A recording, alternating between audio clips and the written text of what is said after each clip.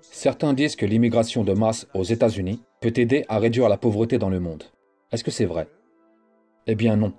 Et permettez-moi de vous expliquer pourquoi. Cette boule de gomme représente 1 million d'immigrés légaux, que les États-Unis accueillent en moyenne chaque année depuis 1990. Mais qui, dans le monde, mérite notre compassion humanitaire? La Banque mondiale a un seuil pour définir les personnes extrêmement pauvres dans le monde. Elles gagnent moins de 2 $ US par jour. Combien de personnes gagnent moins de 2 $ US par jour dans le monde? Rien qu'en Afrique, ils sont 650 millions. 650 millions. En Inde, 890 millions supplémentaires vivent dans une pauvreté extrême. Avec la Chine, s'ajoutent 480 autres millions de personnes qui vivent avec moins de 2 $ par jour. Et malheureusement, dans le reste de l'Asie, il y a 810 millions de personnes qui gagnent moins de 2 $ par jour. Enfin, il y a 105 millions de personnes désespérément pauvres en Amérique du Sud. Au total, la Banque mondiale dit qu'il y a 3 milliards de personnes dans le monde. 3 milliards de personnes extrêmement pauvres qui gagnent moins de 2 $ par jour. Ce sont ces 3000 boules de chewing-gum.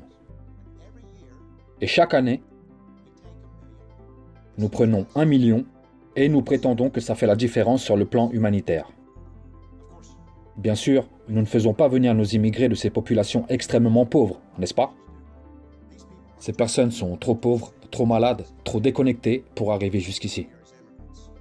Nos immigrés sont donc issus de la frange la mieux lotie des pauvres de la planète. La plupart des immigrés qui viennent chez nous viennent du Mexique. La grande majorité de nos immigrés vient du Mexique. Et le Mexique est pauvre. Combien de personnes vivent dans des pays dont le revenu moyen est inférieur à celui du Mexique?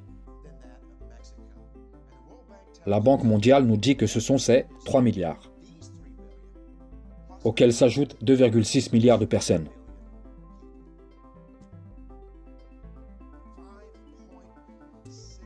Ce qui donne le chiffre de 5,6 milliards de personnes qui vivent dans des pays dont le revenu moyen est inférieur à celui du Mexique.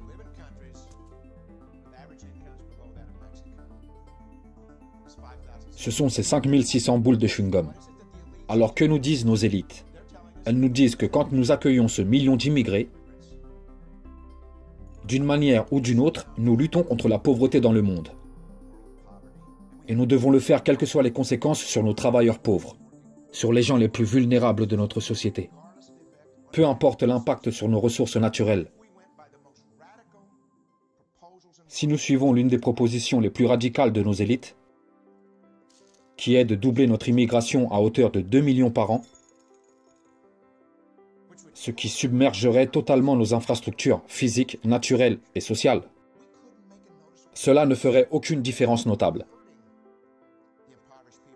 Et nous pourrions réellement nuire à ces sociétés appauvries.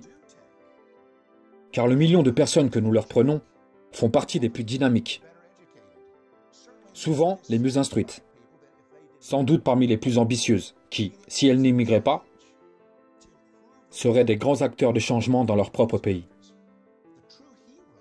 Les véritables héros dans le domaine de l'humanitaire mondial sont les gens de ces pays qui ont les moyens d'émigrer vers d'autres pays, mais qui choisissent de rester dans leur pays et d'utiliser leurs compétences pour aider leurs compatriotes. Hélas, notre système incite ces personnes à abandonner leurs compatriotes. Dans de telles conditions, il est impossible d'améliorer la situation. Et c'est pire qu'il n'y paraît. Parce que l'année dernière, quand nous avons pris 1 million d'immigrés, tous ces pays ont connu un accroissement naturel de 80 millions de nouveaux pauvres. Cette année, nos élites ont accepté 1 million d'immigrés légaux supplémentaires. Et cette année, d'après les Nations Unies, ces pays vont augmenter leur population de 80 millions de personnes pauvres. Et l'année prochaine, vous pouvez être sûr que nos élites, à moins qu'elles ne soient stoppées par le peuple pendant les élections, vont faire venir un autre million d'immigrés. Et la population de ces pays va encore augmenter de 80 millions de personnes. 80 millions de personnes supplémentaires. Nous pourrions en accepter 5 millions par an.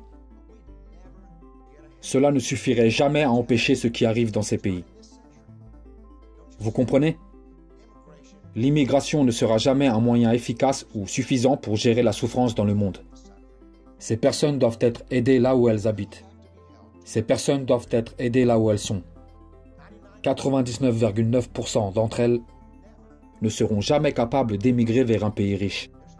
Elles n'ont aucun espoir d'y arriver. Elles doivent prospérer là où elles sont enracinées.